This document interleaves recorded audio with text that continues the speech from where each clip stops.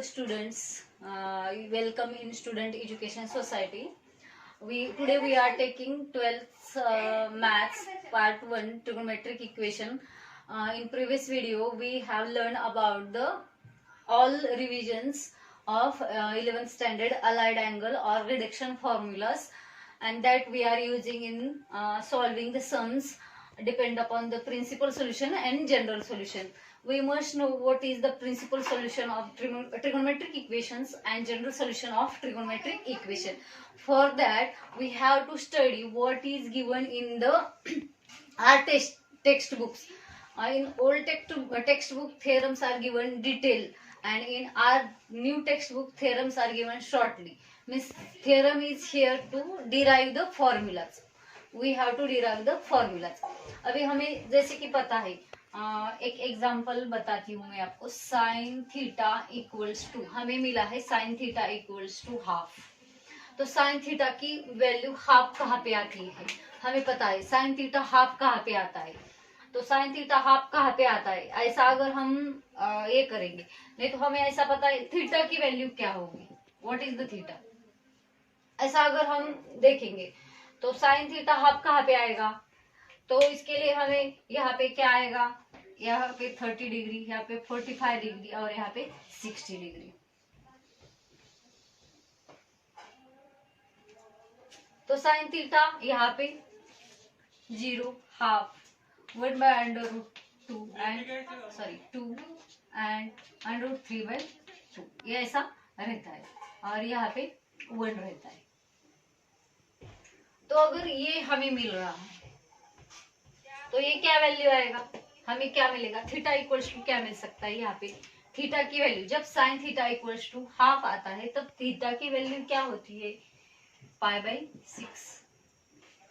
Correct, pi by 6. ये क्या है, हम 30 को क्या बोलते हैं, पाई बाई 6. थीटा की वैल्यू क्या आई, पाई बाई 6.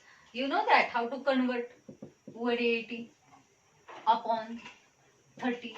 3 0 जा 0, 3 1 जा 3, 3 6 जा. ये समझ में आया. तो ये क्या आया, पाई बाई 6. एक कन्वर्जन है, हमें पता है ये कन्वर्जन कैसे करते हैं कि इस 30 को हम क्या लिखते हैं, 30 मतलब 30 डिग्री मतलब पाई बाई 6 रेडियन. ये बात ध्यान में रखो. तो ये कन्वर्जन में हमने 11th स्टैंडर्ड में पढ़ा है, how to convert degrees into radian. तो ये क्या आया, पाई बाई 6 आया.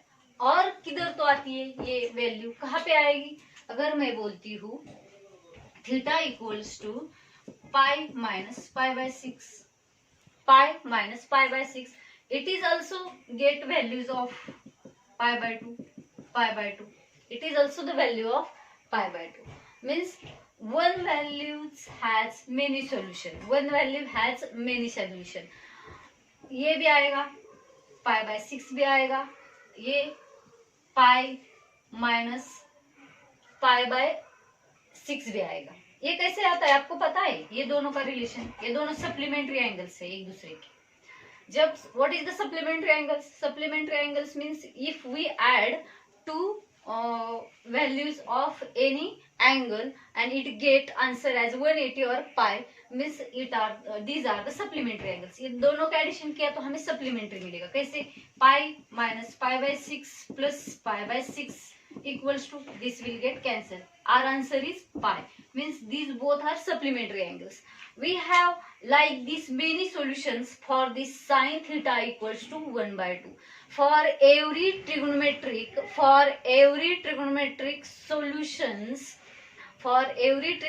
solution or like given theta, we get infinitely many thetas like this. Theta का वैल्यू पाई बाय 6 मिला, थीटा का value pi minus pi by 6 मिला. We get many solutions for every trigonometric equations.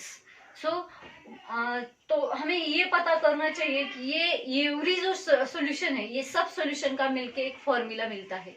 और इसको हम क्या करेंगे, इसको हम बोलते हैं जनरल सॉल्यूशन. उसको हम क्या बोलेंगे, जो फॉर्मूला हम निकालेंगे, जो थ्योरम हम सॉल्व करेंगे, जो फॉर्मूला हम डिराइव करके निकालेंगे, उसको हम बोलेंगे जनरल सॉल्यूशन. लेकिन हम जब पढ़ रहे प्रिंसिपल सॉल्यूशन, हम क्या पढ़ रहे हैं, प्रिंसिपल सॉल्यूशन. ये प्रिंसिपल सॉल्यूशन किसी भी ट्रिगोनोमेट्रिक इक्वेशन का प्रिंसिपल सॉल्यूशन मिलता है, जैसे कि साइन थीटा का थीटा इक्वल्स टू π/6 मिला, वो कहाँ पे आया, यहाँ पे आया, मतलब कहाँ पे आया, 0 से 2π के बीच में। Principal solution lies between each and every trigonometric equations principal solution, each and every, remember that each and every trigonometric equations principal solution lies between 0 and bigger than 0 and equal to or bigger than 0 and smaller than and equal to 2π. Are you getting my point? Means we have infinitely many solutions for a trigonometric equation. But what is the principal solution? A principal solution which lies between 0 to 2π. Means this whole circle. Start from 0, here π/6, here π/4, here π/4, here π/3, here π/2, again here π/3, yeah, here 3π/2 and here 2π. This whole one round from 0 to again 2π. Between this, understood you? Between this, a theta lies between 0 to 2π. This periodic table 0 to 2π only, where start from 0, covers a complete circle and completed towards 2π. Between 0 to 2π is a solution. It is called as a principal solution. It is called as a principal solution. अभी हम इसको देखेंगे, ये pi minus π/5, ये कहाँ पे आएगा, ये कहाँ पे आएगा, 5π/6 यह आता है। लेकिन ये जो अपना है 1/2, ये कहाँ पे आएगा, थीटा, ये क्या आएगा, π/6, तो ये यहाँ पे आया, मतलब ये 0 और 2π के बीच में लाई करता है, मतलब ये भी एक प्रिंसिपल सॉल्यूशन हो गया। ये समझ में आया, what is the principal solution of trigonometric equation? A solution which lies between 0 to 2π, lies between 0 to 2π is called a principal solution of any trigonometric equation. Remember this thing. Principal solution ध्यान में रखने के लिए सबसे easy और ये तरीका है कि उसका जो वैल्यू मिलेगा थीटा का, वो किसके बीच में होना चाहिए, 0 to 2π, मतलब दिस कंप्लीट सर्कल 0 से स्टार्ट होगा, यहाँ पे कहाँ पे भी हो सकता है, स्टिल हियर, जो हमें वैल्यूज पता है, यहाँ से 0 से 2π तक, lies between 0 to 2π. Now we will go to the moves towards the general solution. What should be the general solution? अभी हमें पता चला कि क्या है, एक सोल्यूशन के लिए इन्फिनाइटली मेनी सॉल्यूशंस है, थीटा के इन्फिनाइटली मेनी सॉल्यूशन मिल सकते हैं। थीटा हाफ है, साइन थीटा हाफ है, तो थीटा की वैल्यूज हमें इन्फिनाइटली मेनी मिल सकते हैं, क्योंकि अपना ये circle will go again and again and again and again, will get जैसे π/2, 5π/2, 9π/2, here again 3π/2, 7π/2, here pi, 3π, here 2π, 4π. Like this we get many, infinitely many solutions in the general solution. But how to know or how to find out these general solutions? By easy way. So for that, in the textbook we have here one theorem, means different theorems for sine, cos and tan. So we'll first find the theorem regarding to the sine. Suppose we have here given that theorem number 1.1, उसमें दिया है हमें sin x is equal to sin y, sin x is equal to sin y, जो दिया है हमें sin x is equal to sin y.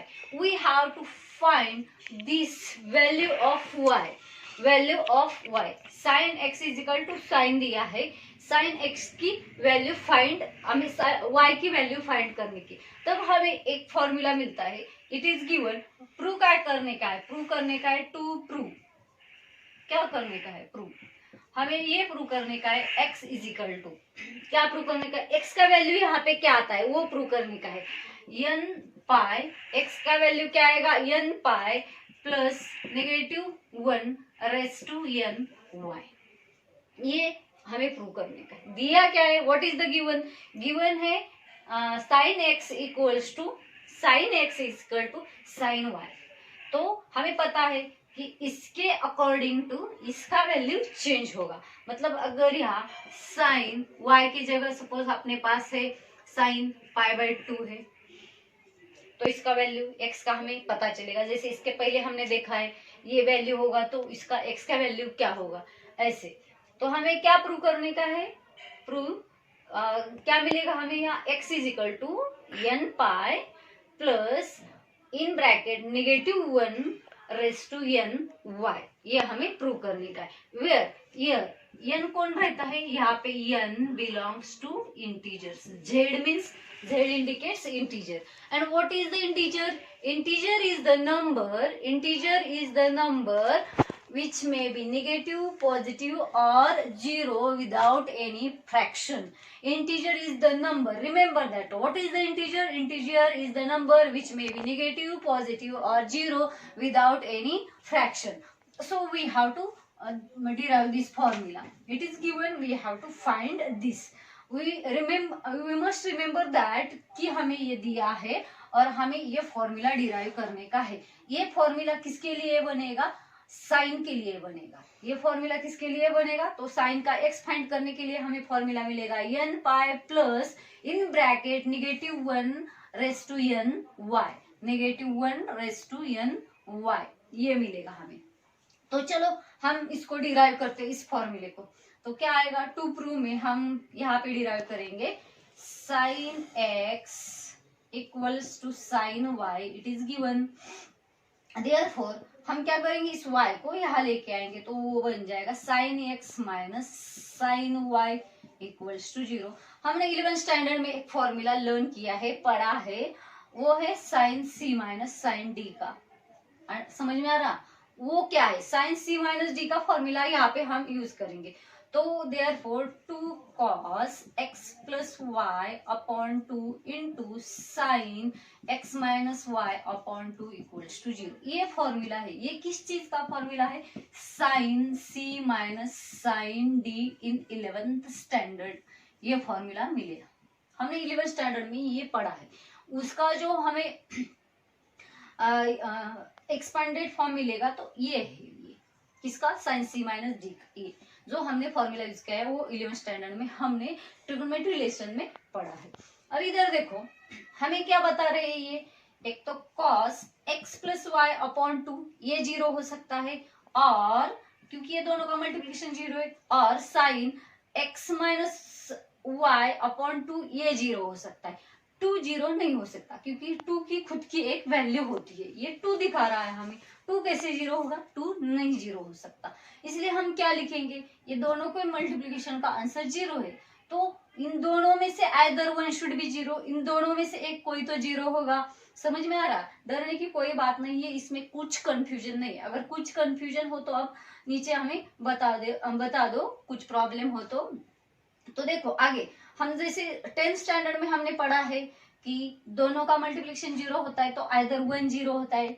हमने कहाँ पे पढ़ा है इस 10th स्टैंडर्ड में, इसमें क्वाड्रेटिक इक्वेशन में पढ़ा है। तो either 1 should be 0, therefore cos ये 2 तो 0 नहीं हो सकता, x plus y upon 2 equals to 0, और sine x minus y upon 2 equals to 0, दोनों में से एक 0 हुआ। अभी बात करो, जरा सोचो, cos कब 0 होता है और साइन कब 0 होता है। देखो cos कब 0 होगा, cos की वैल्यू कब 0 होती है वो हमें पता होना चाहिए। cos की वैल्यू कब 0 होती है, साइन यहाँ पे 0 होता है और cos यहाँ पे 0 होता है। साइन यहाँ पे 0 होता है, cos यहाँ पे 0 होता है। मतलब cos थीटा इक्वल्स टू 0 दिया है हमें, suppose cos theta equals to 0 दिया है, तो थीटा की वैल्यू क्या आएगी, थीटा की वैल्यू क्या आएगी, π/2 इक्वल्स टू 0।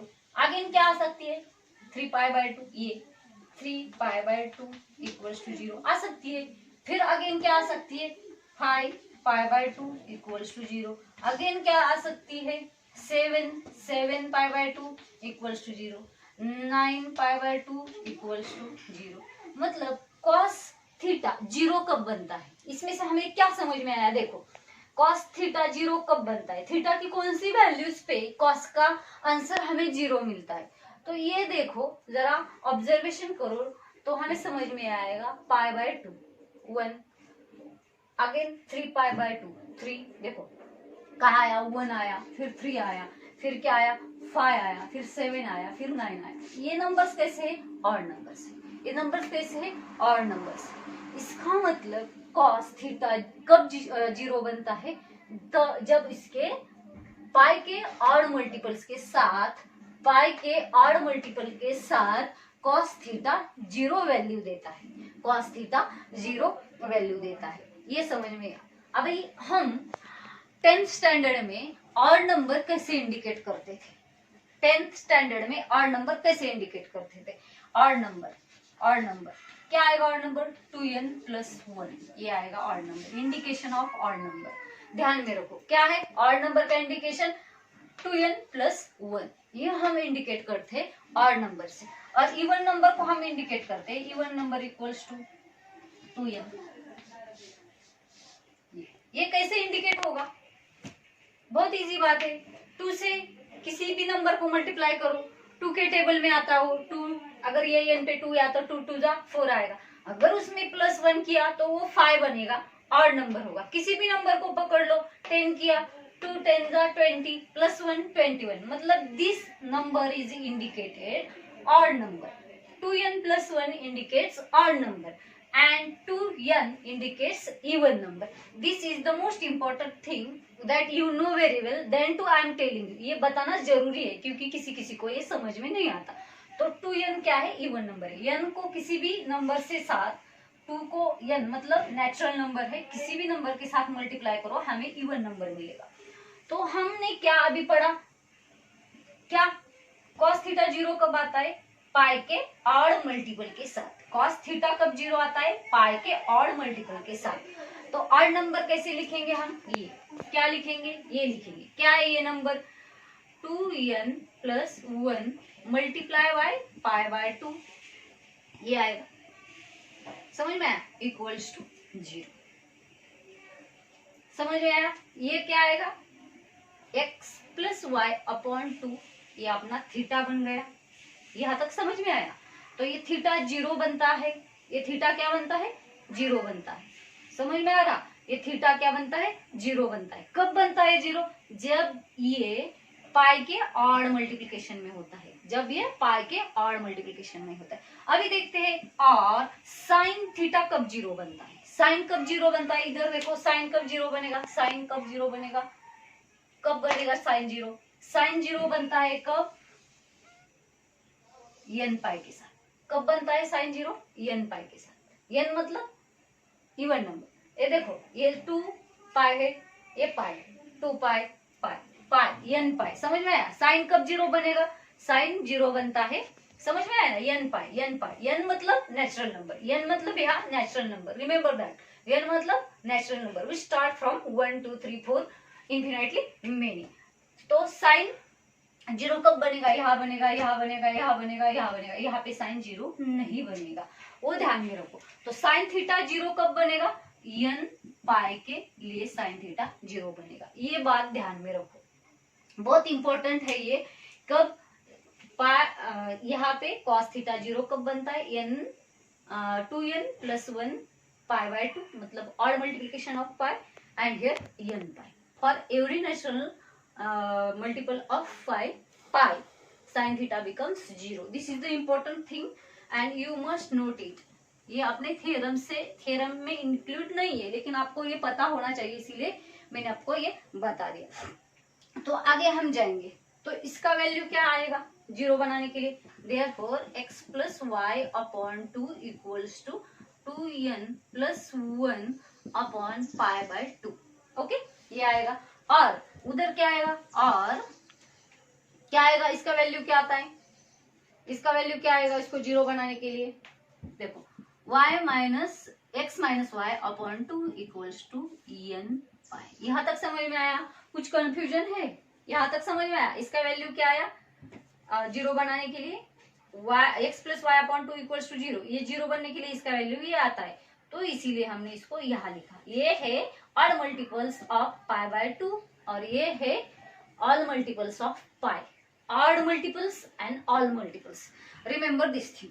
तो अब हम क्या कर सकते हैं, हमें x का वैल्यू निकालने का है। क्या निकालने का है? x का वैल्यू। तो ये जीरो कैंसिल। कैसे होगा कैंसिल? ये जीरो यहाँ डिवीजन में है, अगर वो आ जाएगा मल्टीप्लिकेशन में जाएगा, और ये डिवीजन का और ये मल्टीप्लिकेशन का कैंसिल हो जाएगा। तो यहाँ पे कुछ कैंसिल करने के लिए है नहीं, तो हम नीचे लेते हैं x plus y equals to, क्या रहेगा यहाँ 2n plus 1 y। Okay, understood you? ये 2 और ये 2 कैंसिल हो गया, और x minus y equals to, ये जो 2 है वो डिवीजन में है, हम उसको वहां लेते हैं मल्टीप्लिकेशन, 2n पाई हो जाएगा। ये डिवीजन का 2 वहां पे मल्टीप्लिकेशन में गया, 2n पाई हो गया, ये 2n पाई हो गया। यहाँ तक समझ में आया? कुछ कंफ्यूजन है? कंफ्यूजन होगा तो कमेंट्स करके बता दो कि मैडम यहाँ पे कंफ्यूजन है, पता नहीं चल रहा क्या है। वैसे तो मैं बहुत सिंपल करके बता रही हूँ आपको, फिर भी कुछ कंफ्यूजन हो तो बता दो। हमें वैल्यू फाइंड करने का है यहाँ पे x का, मतलब लेफ्ट हैंड साइड हमें खाली x चाहिए विदाउट एनी अदर वैल्यू। तो हम यहाँ पे खाली x लिखेंगे, we are taking x, this y is here positive will becomes negative there. तो क्या आएगा 2n plus 1 pi minus y। यहाँ तक समझ में आया? ये y यहाँ पे पॉजिटिव था, यहाँ जाके नेगेटिव हुआ। इन दोनों में गड़बड़ मत करो, ये आर साइन है यहाँ पे, ये दोनों अलग आ रही, तो समझ में आ रहा है?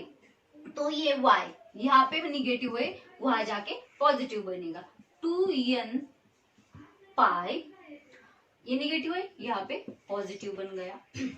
कुछ कंफ्यूजन है? यहाँ तक समझ में आ रहा है? डरने की कोई बात नहीं है, बहुत सिंपल है, ध्यान देके सुनो, बार बार सुनो तो बहुत इजी जाएगा ये। अभी ये देखो, हमें यहाँ इस y और इस y के साथ थोड़ा छेड़खानी करने की, उसको चेंज करने का, एक निगेटिव है एक पॉजिटिव है, तो कैसे होगा वो देखो। हमें क्या चाहिए आंसर? ये चाहिए हमें आंसर, क्या चाहिए? ये आंसर चाहिए। तो हम क्या करते हैं, थोड़ा सा, ये क्या इंडिकेट कर रहा है? 2n प्लस 1 क्या इंडिकेट करता है? 2n प्लस 1 ये इंडिकेट करता है this is belongs to odd number, और ये 2n इंडिकेट करता है दिस इज इवन नंबर। मतलब क्या आएगा, ऑड नंबर यहाँ पे है, यहाँ पे इवन नंबर है, ऑड और इवन नंबर बन के क्या मिलता है हमें? नेचुरल नंबर मिलता है। ऑड नंबर्स और इवन नंबर्स बना के क्या मिलता है हमें? नेचुरल नंबर बनता है। थोड़ा इस y को हम ठीक करते हैं y के साथ, तो हमें क्या मिलेगा? यहाँ ऐसा ही लिखेंगे हम, तो ये y, तो इसको हम क्या करेंगे? Plus in bracket negative 1 plus in bracket negative 1 whole raise to odd number.